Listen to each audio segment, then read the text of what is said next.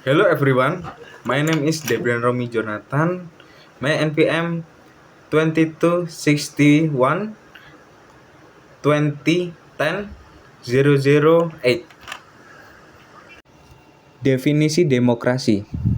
Istilah demokrasi sebetulnya berasal dari bahasa Yunani, yakni demos yang berarti rakyat atau penduduk setempat dan kratein atau kratos yang berarti pemerintahan. Jadi secara etimologis, demokrasi adalah pemerintahan rakyat banyak. Dalam pengertian peristilahan terminologis, Abraham Lincoln, Presiden Amerika Serikat yang ke-16, mengatakan bahwa demokrasi is government of the people, by the people, and for people. Atau demokrasi adalah pemerintahan dari rakyat, oleh rakyat, dan untuk rakyat. Dalam pelaksanaannya, demokrasi sangat membutuhkan berbagai lembaga sosial dan politik yang dapat menopang keberlangsungan suatu sistem demokrasi yang baik.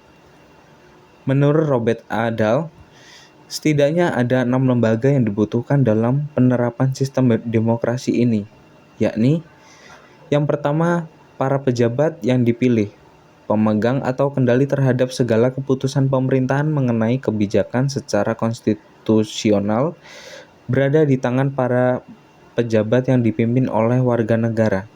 Jadi, pemerintahan demokrasi modern ini merupakan demokrasi perwakilan. Yang kedua, pemilihan umum yang jujur, adil, bebas, dan berperiodik. Para pejabat itu dipilih melalui pemilu. Yang ketiga, kebebasan berpendapat. Warga negara berhak mengatakan pendapat mereka sendiri tanpa ada halangan dan ancaman dari penguasa. Yang keempat, akses informasi-informasi alternatif. Warga negara berhak mencari sumber-sumber informasi alternatif. Yang kelima, asosiasional, yakni warga negara berhak membentuk perkumpulan atau organisasi yang relatif bebas, termasuk partai politik dan kelompok kepentingan. Dan yang keenam, hak kewarganegaraan yang inklusif. Pemerintah demokratis. Yang pertama, ide partisipasi mengandung pengertian rakyat ikut serta dalam proses pengambilan keputusan dalam bidang politik dan dalam pemerintahan, baik melalui perwakilan maupun secara langsung dengan pernyataan pendapat, baik dengan tulisan maupun lisan. Hak untuk berpartisipasi itu harus dilindungi peraturan perundang-undangan.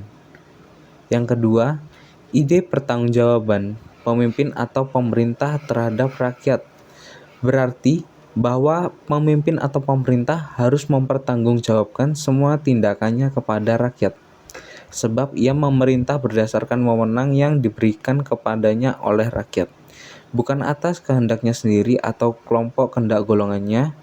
Untuk mengetahui apakah pemerintah pemimpin itu sesuai dengan kehendak rakyat, rakyat bebas mengontrol dan bahkan secara efektif menolak perintah itu kalau ternyata tidak sesuai dengan kehendak rakyat. Dalam demokrasi, rakyat memerintah diri sendiri.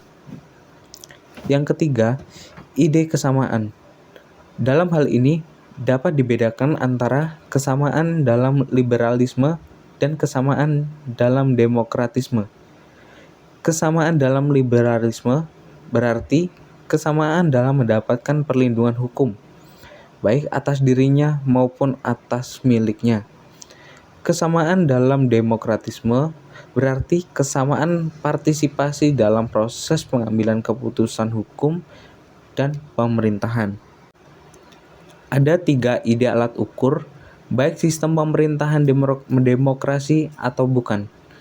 Setidaknya ide partisipasi relevan digunakan untuk mengukur demokratis atau tidaknya pemilihan presiden di sebuah negara. Mengapa demikian? Yang pertama, partisipasi berarti sukarelaan rakyat untuk ikut serta memilih calon pemimpin mereka. Yang kedua, partisipasi sangat menjunjung tinggi kedaulatan rakyat memilih. Hak-hak politik diberikan dan dilindungi secara utuh. Tentunya hal itu berbeda ketika pemerintah lebih menggunakan pendekatan mobilisasi yang semuanya serba diwajibkan dan pemaksaan dari atas atau top down untuk menggerakkan rakyat pemilih dalam sebuah proses pemilihan. Hal itu tentunya berkaitan erat dengan terampasnya kedaulatan rakyat untuk bebas berkehendak, baik dalam politik maupun dalam aspek kehidupan lainnya. Selanjutnya, transisi dan konsolidasi demokrasi. Yang pertama, terbentuknya restorasi atau sistem otoriter dalam bentuk baru. Yang kedua, terjadi revolusi sosial yang disebabkan menajamnya konflik-konflik kepentingan di tengah masyarakat. Yang ketiga, liberalisasi terhadap sistem otoriter yang dilakukan oleh penguasa pasca masa transisi dengan tujuan mendapatkan dukungan politis dan mengurangi tekanan masyarakat. Yang keempat, penyempitan proses demokrasi dari sistem liberal kepada demokrasi limitatif. Yang kelima, terbentuknya pemerintahan yang demokratis. Dari perspektif peranan relatif kelompok yang memerintah dan kelompok oposisi sebagai sumber demokratisasi, Huntington menyodorkan 4 pola transisi demokratisasi, yaitu yang pertama, pola transformasi.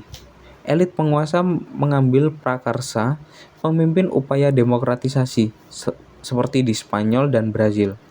Yang kedua, pola replacement.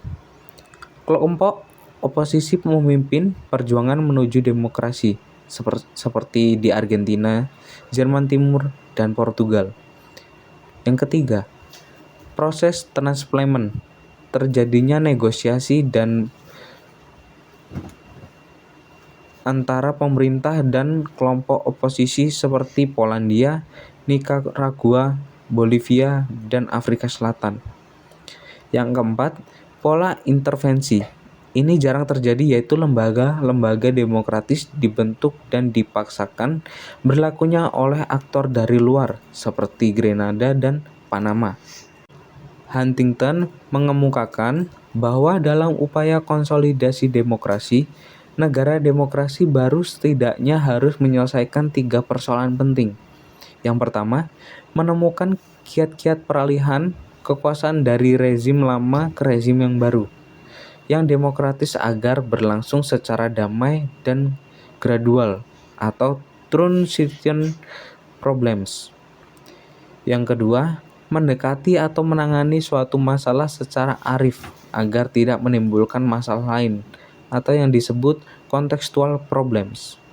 Yang ketiga, menangani kesenjangan antara aturan main atau hukum yang ada dalam menguatkan tuntutan masyarakat atau yang disebut systemic problems. Dari ketiga persoalan itu belum terselesaikan dan masih harus dihadapi hingga sekarang. Namun, yang paling relevan dalam konteks ini adalah masalah kesenjangan antara aturan main dan tuntutan demokrasi yang makin meluas. Dalam rangka ini, reformasi sistem pemilu yang merupakan pintu utama untuk itu memiliki makna paling strategis. Menurut Ernest Urbaningrum, paling tidak ada 12 agenda untuk memperpendek periode transisi dan segera memasuki periode konsolidasi demokrasi, khususnya untuk kasus di Indonesia, yakni sebagai berikut. Yang pertama, pembangunan sistem kepartaian yang mampu mendorong timbulnya partai-partai politik yang sehat dan fungsional. Yang kedua, penyelenggaraan pemilu yang semakin demokratis, baik untuk memilih wakil-wakil rakyat di parlemen maupun untuk memilih pejabat eksklusif pada tingkat nasional maupun lokal. Yang ketiga, memperjelas dan mematangkan hubungan sipil militer yang sejalan dengan prinsip-prinsip demokrasi. Yang keempat, melanjutkan proyek otonomi daerah yang melahirkan hubungan pusat daerah yang produktif dan adil. Yang kelima, kebebasan pers yang masih berkualitas dan produktif. Yang keenam, pembangunan kekuatan masyarakat yang semakin berdaya, bertenaga, dan mampu menjadi kekuatan banding atau kekuatan kontrol terhadap kinerja negara. Yang ketujuh, pengembangan perilaku kepemimpinan pada berbagai tingkatan pemerintahan yang terbukti toleran, bermoral, taat hukum, dan patuh pada konstitusi. Kedelapan, pengembangan budaya politik demokrasi yang berakhir pada egalitarisme dan pluralisme. Yang kesembilan, pengembangan etika politik. 10. Pembangunan ekonomi yang benar-benar memperhatikan prinsip keadilan. Ke-11, ikhtiar serius dan terus-menerus dalam penegakan hukum. Dan yang terakhir, menjaga keutuhan wilayah teritorial. Andrei Renault mencatat bahwa berdasarkan pengalaman dari negara demokrasi, beberapa tujuan yang muncul dalam proses perancangan sistem pemilu adalah: yang pertama, keinginan akan pemerintahan yang stabil, efisien, dan tahan lama. Untuk tujuan ini, diperlukan kepercayaan rakyat bahwa sistem yang dianut relatif adil. Pemerintah mampu memerintah dan sistem tidak bersifat diskriminatif. Yang kedua, membuat perumus undang-undang, menteri, dan partai politik yang memerintah bertanggung jawab kepada pemilih mereka sampai tahap yang setinggi-tingginya. Atau tidak sekedar penyalahgunaan pemilu nasional secara reguler, tetapi juga pertanggungjawaban geografis dan kebebasan memilih dari para pemilih. Yang ketiga, mendorong partai politik dan pemilih agar mengambil sikap berdamai dengan oposisi mereka. Sistem pemilu menjadi sarana untuk menangani konflik politik, menghindari partai-partai yang bersifat eksklusif, dan memecah belah serta mendorong agar lebih bersatu dan inklusif. Yang keempat, memberikan kemudahan pada oposisi royal dalam politik demokratis. Jika sistem pemilu itu membuat partai-partai oposisi impoten, pemerintah secara inheren dilemahkan. Dan yang kelima, menjamin agar pemilihan dapat dijalankan dan dikendalikan. Demokrasi dan etno-religius. Hefner beranggapan bahwa keberhasilan demokrasi sangat bergantung pada sumber daya kultural setempat. Ia juga bergantung pada tradisi dan organisasi yang mampu mentransformasikan hakikat demokrasi pada masyarakat. Karena itu, kemajuan demokrasi dapat dipahami dengan mempelajari 3 unsur utamanya, yaitu: yang pertama, reformasi negara dan institusi-institusinya; yang kedua, peraturan dan undang-undang; dan yang ketiga, kultur demokrasi. Dalam wilayah perpolitikan, kelompok agama merupakan suatu dimensi dari kondisi politik, baik sebagai alat kekuasaan, jaminan legitimasi, maupun alat perjuangan politik. Ada 3 kemungkinan yang mendorong hubungan antara agama dan politik. Yang pertama, norma-norma agama sangat berkaitan dengan norma politik. Agama dapat mengintegrasikan fungsinya dalam masyarakat dan membantu mengurangi ketegangan dari proses pencarian yang terbatas, dan mungkin karena ketidakadaan penghargaan. Yang kedua, institusi politik mengasumsikan pengendalian terhadap agama bahwa semua agama dalam praktiknya menjadi instrumen lain yang memaksa. Satu bagian dari organisme yang disebut negara. Yang ketiga, berkaitan dengan kemungkinan kedua, boleh jadi ketegangan yang tajam antara agama dan politik, sebab norma agama saingi bertentangan dengan norma politik. Demokrasi dan kepercayaan. Yang pertama, dilakukan dengan lebih menekankan pada perasaan, emosi, dan nilai-nilai individu. Kepercayaan pada pendekatan ini dikaitkan dengan beberapa sikap, seperti mentalitas, kejujuran, loyalitas, dan kesungguhan yang kajiannya cenderung membarukan antara kepercayaan itu sendiri dengan sikap seseorang secara psikologi. Namun, pendekatan ini memiliki kekurangan, terutama dalam melihat konteks sosial, sebab Kecenderungan utama terletak pada lingkup individu, bukan sosial. Akibatnya, konsekuensi-konsekuensi yang dimiliki oleh pendekatan ini cenderung mereduksi sisi-sisi sosiologinya. Yang kedua, pendekatan yang menyatakan kepercayaan dipandang sebagai sebuah atribut kolektif atau kolektif atribut. Dengan kata lain, kepercayaan dijadikan suatu simbol dalam sistem yang dikembangkan pada institusi masyarakat. Yang ketiga, pendekatan yang menyatakan kepercayaan sebagai social capital atau modal sosial. Pada komunitas tertentu yang memiliki ikatan kepercayaan kuat, pendekatan ini dapat diterapkan baik pada skala mikro maupun makro. Pada pendekatan ini, kepercayaan dianggap sebagai modal bagi suatu komunitas dalam mengembangkan sistem sosialnya. Menurut Mistal, tumbuh suburnya demokrasi di Italia adalah karena kuatnya kepercayaan di tingkat komunitas, atau seperti masyarakat Jepang yang mengelola bisnisnya pada tingkat keluarga dengan kepercayaan kuat di antara mereka. Adapun kepercayaan dalam 5 dimensi. Yang pertama, dimensi civic culture atau kepercayaan dinyatakan sebagai sikap individu. Civic culture mengasumsikan suatu kemampuan politik yang didistribusikan secara luas dan adanya hubungan timbal balik kepercayaan pada masyarakat. Yang kedua, dimensi civil society yang mencakup adanya hubungan kepercayaan secara horizontal di antara warga masyarakat dan hubungan vertikal terhadap institusi publik. Yang ketiga, dimensi kultural kapital. Dimensi ini merupakan suatu kepercayaan inklusif, kelompok yang memiliki status tinggi atau high status group. Yang keempat, dimensi sosial kapital yang menekankan adanya kerjasama di antara pihak-pihak yang terlihat.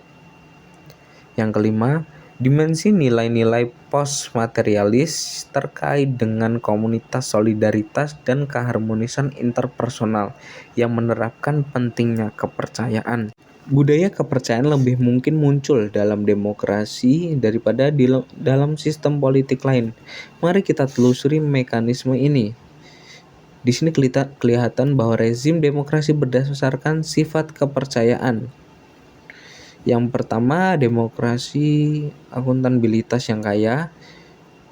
Kedua, demokrasi melalui penekanan pada ikatan dan konstitusi yang stabil, menciptakan konteks komitmen sebelumnya. Yang ketiga, prinsip pemilihan periodik dan istilah kantor. Yang keempat, prinsip aturan hukum dan pengadilan independen. Yang kelima, prinsip konstitusi dan pandangan yudisial.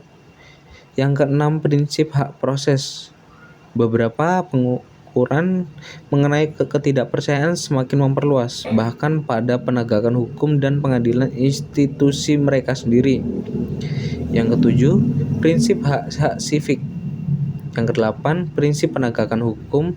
Yang kesembilan, prinsip komunikasi terbuka. Yang kesepuluh, prinsip politik komunitas. Kepercayaan sebagai prasyarat demokrasi. Lu Xinpei membedakan dua tipe budaya politik. Budaya-budaya yang terbangun atas kebenaran fundamental bahwa ia adalah mungkin untuk percaya dan bekerja dengan sekelompok orang, dan budaya-budaya yang terbangun atas harapan bahwa kebanyakan orang adalah tidak dipercaya dan bahwa orang asing secara terpisah mungkin berbahaya. Ini adalah awal bahwa ia mengasosiasikan dengan demokrasi. Apakah praktik-praktik demokrasi demikian dengan membutuhkan pengukuran kepercayaan? Di sini ada 6 poin. Yang pertama, demokrasi membutuhkan komunikasi di antara warga negara. Yang kedua, demokrasi memerlukan toleransi. Yang ketiga, demokrasi menempatkan konflik dan perjuangan melalui kompromi dan konsensus. Yang keempat, demokrasi menuntut beberapa tingkat keadaban perselisihan publik. Yang kelima, demokrasi membutuhkan partisipasi. Dan yang keenam, demokrasi memerlukan warga negara terdidik. Demokrasi dan tindakan sosial. Yang pertama, legitimasi otoritas menjadi mudah pecah. Yang kedua, perjanjian kekuasaan mungkin dihalangi atau dirintangi. Satu cara adalah melalui manipulasi hukum, pemilihan dalam suatu cara yang memunculkan kesempatan untuk pemilihan kembali dan dalam kelompok ruling. Yang ketiga, beberapa cabang kekuasaan, misalnya eksekutif, militer, polisi rahasia, mungkin memerlukan jumlah lebih besar melebihi lainnya. Menggali atau meruntuhkan mekanisme saling mengecek dan seimbang. Yang keempat, persamaan sebelum hukum mungkin dilanggar oleh penggunaan standar ganda, menggantungkan pada pengaruh politik pejabat, mengarahkan pada imunitas birokrasi, pelanggan-pelanggan hukum tidak diberi sanksi oleh pejabat publik, dan seterusnya. Yang kelima, konstitusi mungkin diinterpretasikan atau bahkan yang diubah dalam keadaan sewenang. Wenang berlaku pada praktik legislasi. Putusan pengadilan konstitusi tertolak oleh legislator. Yang keenam, kesempatan-kesempatan untuk banding dibatasi, periode penjagaan atau tahanan yang diperpanjang. Kondisi penyediaan penjara mungkin tidak manusiawi dan pembebasan bersyarat. Yang ketujuh, hak-hak sipil secara murni dideklarasikan terkait dengan kekurangan sumber daya bagi penerapnya atau cara-cara klaim efektif. Yang delapan, penegakan hukum menjadi lax. Agen penegakan tidak efisien atau mengorup dengan sebuah kemunculan atmosfer yang permisif. Yang kesembilan, pressure pada media mengarah lebih banyak atau lebih sedikit menutupi bentuk-bentuk sensor. Bias selektif, memikirkan pada pesan kritik.